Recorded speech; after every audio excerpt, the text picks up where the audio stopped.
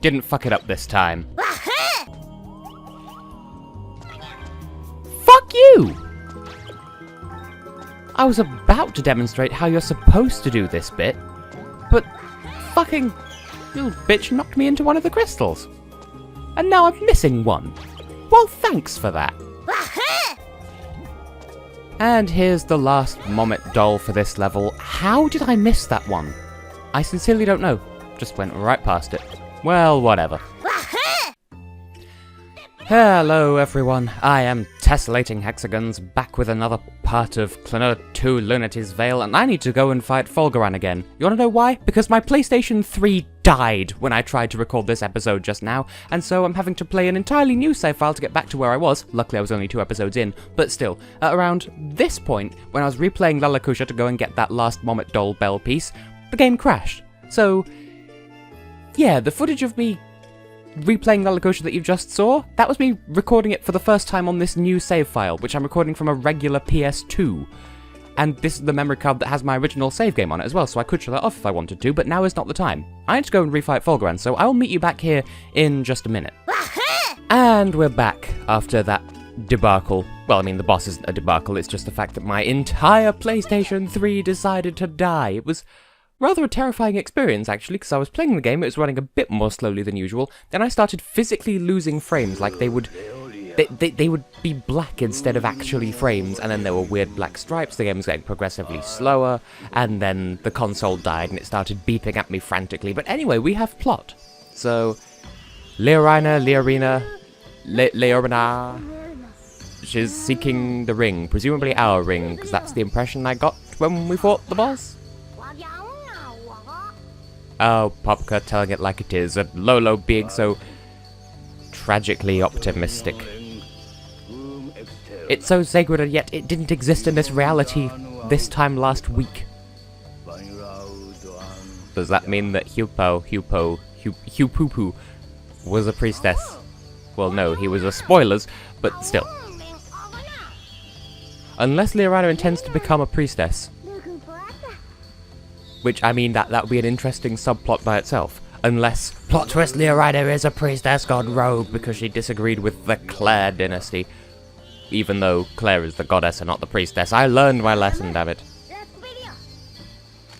So as I alluded to in the last episode, before my PlayStation 3 died, I'm not salty about that at all. So this is why I said that the next area feels like like Kingdom 2 to me.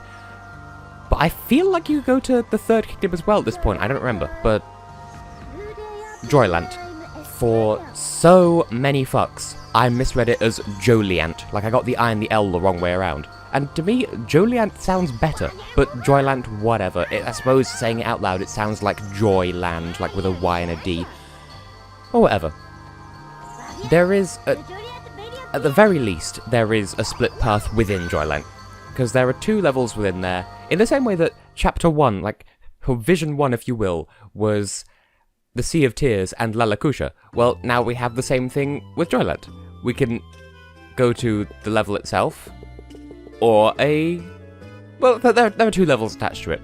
And apparently we can't go to the west just yet. Okay, so I was mistaken on that front, but you can certainly go 2 different ways here. But first we have a story point. Joilant Plaza, Kingdom of Joy. It's lovely to look at. It's aesthetically pleasing. Cheesy as fuck, but aesthetically pleasing. It's pleasing. Look at this place. It's lovely. Probably overpriced as fuck. Welcome to Joilant, the Kingdom of Inflation. Not like that, you filthy deviant art degenerates. Cute. Also, you might notice that each kingdom has its own, like, resident species. Like, Lolo is the people of La-Lakoosha, the sort of the monkeyish humans. And then these are the people of Joilant. We were just... Someone took advantage of the crowd and attacked us in the face. Oh, Lolo, what happened? How? How are you keeping the element under such lax guard? And also, how? For fuck's sake, Tat. How are you throwing and catching it with no depth perception? Tat, you're a fusion? Well, that's just uncalled for. So this is kind of why we have the split path. The white tat is going to go one way, and the navy, blackish, bluish tat is going to go the other way. And it doesn't matter which one you choose, they're both the wrong answer first. But I'd imagine that's fairly obvious, because that's what the trope is.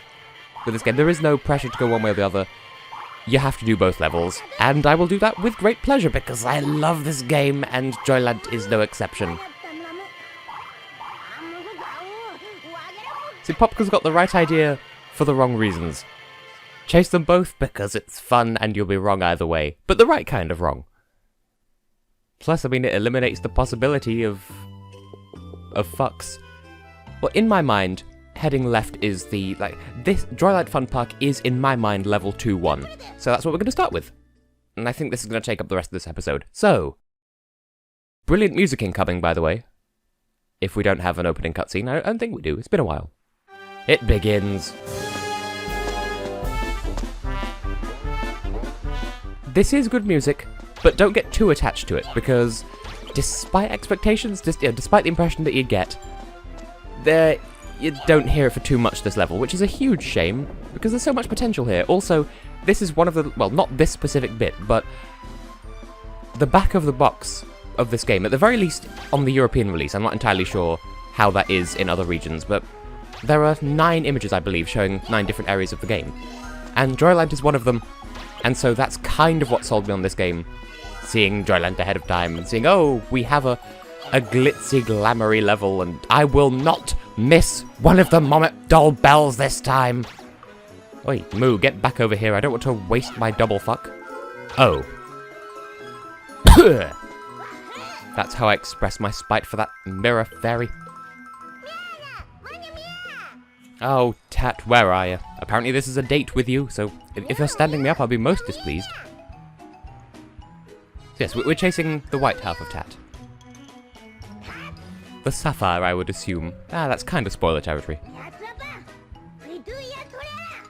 Are you doing that thing like in level 3-2 of Daughter Phantomile, where Joker sits at the very top of a chain of enemies?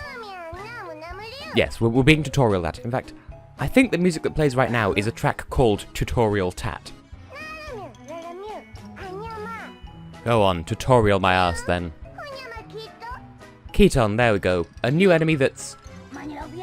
I don't know if it's exclusive to this... I don't remember whether this appears in Dream Champ Tournament as well, because Dream Champ Tournament for the Game Boy Advance has a lot of crossover in terms of gimmicks between... You know, I think this is exclusive to this game. Just there are a lot of enemies that were introduced in this game that then also appeared in Dream Champ Tournament. Dream Champ Tournament, but not Empire of Dreams. So it's like a Teton, which is those green triangular things with propellers. But this one you have to keep jumping, but it goes a lot higher. Looks also kind of like a donut with tentacles. Yeah, but to be fair, Tat, who doesn't like Klonoa with his little catty face, his little catty nose, and his anime expressions even in 3D? Man Crush Monday, except this episode came out on a Tuesday because of my dead PlayStation 3. That almost would have been funny. Oh, I forgot how floaty these things are. You can throw them, they do pop after a while, so you do have to be somewhat cautious with how you use them. Oh, we have more shield moves. They're so yellow. Well observed, Tess. Yellow moves are yellow. And now we have a physics puzzle. Boop. And I'm just gonna grab you if it's all the same. Which way is the correct way? Because you can go left and you can go right, and I forget which way the forwards way is. I want to say that left is not forwards. I don't know, because this way is giving us a view of things. No, hang on. To the right is the not forwards way, I think. We had this in Cursed Mountain and we're having it again now. I don't remember how to progress. And I don't want to progress just yet, because I want to get everything in this level. I'm so sick of missing Mommet doll bells. Still, fun level, fun aesthetic. Let's try and keep the mood up, because we are in the Kingdom of Joy after all. Don't tell me I went the wrong way. Is this correct? Is this wrong? Please be wrong. It looks wrong. Yes, we're going to circle back around. Relief. I don't want to, but can I fuck with you? I can fuck with you. Yeah. and he recovered from it like a true performer. Bouncing back around and bragging to the audience. I love little details like that. Like, the game is very much 2.5D, but that means that you can interact with the background. Like, it's aware at all times that it's a 2.5D game. It's not just a platformer that goes around corners, it's also, you can interact with the background and it's good. So much ramble in a level that I enjoy, with really good music that I can barely hear because I've got the TV turned down so you can't hear it echoing in my microphone. God damn physics! Says every high school student ever, because that's a lesson that you have to take. I'm sorry, I feel like I've not been very good with my words at all this evening in the real world, so I did kind of dread recording this episode. Totally not just because of the fear of the game exploding again. And this time we can't fuck with the background, but that's okay. But I believe, apart from the drawbridge that let us enter this area to begin with, the game is introducing us to switches. And also, apparently that enemy doesn't respawn unless you're down on the ground, so just to teach you the importance of the order of operations, where you need to be on the ground for it to spawn, and use a different enemy to double jump up to that lower platform, and then grab the bouncy moo when it's at its highest, so you can double jump from the lower platform to be a bit higher. Which way is go, so I can not go? That's just a heart. One thing that I've noticed replaying this game several times to get to this point between...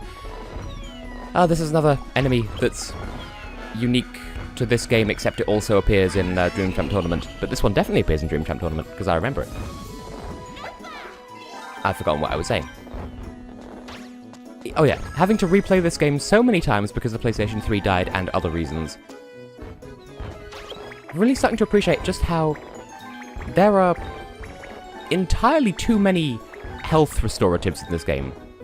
Like, it's I suppose it's alright though, because as I pointed out before, this game is not counting Klonoa Beach Volleyball, which exists for some reason, and not counting Moonlight Museum, which was only released for the Wonder Swan, which was only released in Japan, so the game was only released in Japan. Not counting those two, and also not counting Densetsu no Star Medal, which I think was also a Japan exclusive, maybe? This game has the lowest number of hits you could take before dying, because I mentioned before... Really? No invisible egg? Well, alright then. In this game you have 3 hits. In the original Door to Phantom, you have 6, where you have 3 hearts and each represents 2 hits. And then... in the Wii remake, you have 5 hearts and each is 2 hits. There we go. So, at 3 hits, this is the fewest hit points you have in a game. The Game Boy Advance games, I think, are also 3 hearts, 2 hits each, so 6 hits in total. Maybe 3. I don't remember. Again, it's been a while. And this is the reason why you won't hear much of Joilant's theme in this level, because a lot of this level takes place in the haunted house. Hello there, butler. Now, because reasons... Jump scare. Bizarre and dreadful adventure. Interesting way of wording it. Wee-hee-hee. I forgot that Lolo could react so firmly, like she can make the ring react. That's how intense her emotions are. Lovely. Also, once again, I've forgotten what I was saying. But my memories of this level are, again, adorable. My memories of this level, if I can get a coherent sentence out, are it being 99% in the ghost house. Deathy fire, don't want to jump straight into it. I would rather jump gay into it, or something. Because that's the obvious pun to make when you describe something as straight, obviously. Ooh! Wait. Why do I remember this level being 99% in the haunted house if we already have 5 of the Marmot Doll Bell pieces? Maybe I am grossly misremembering. Also, we have 3 switches and a thing in the background that sometimes digs and sometimes does not. Boop. Yeah, and now we have these... You may remember these switches from Door to Phantom Isle, where they would turn on and then they would turn off again. Well, now you have some sort of visceral response whereby you can see how much left time they have. They freak out the less time they have before running out of time. And if memory serves, because once again I want to reiterate that I can't really hear the game all that well because my TV's on fairly quiet so I don't get any microphone feedback, but I seem to recall that the music changes basically every room in this place. It goes back and forth between... Well, I don't remember what they're called, but there's the Haunted House theme, and then there's the second Haunted House theme, which is kind of different. And this level just alternates it in every room for some bizarre reason. Why? I like the main Joilant theme. It's a fun little march. And we have more... Just more, really. Well, I Tom fuckered that one. Okay, if we wait for the Keton to respawn, then boop that, and boop that. That's not quite how they intend you to solve that puzzle, I don't think, but hey, whatever works. Because, yeah, those enemies can be thrown like regular enemies, because regular enemies they are indeed. And this room reminds me of that one bit of Undertale where it's entirely side-scrolling.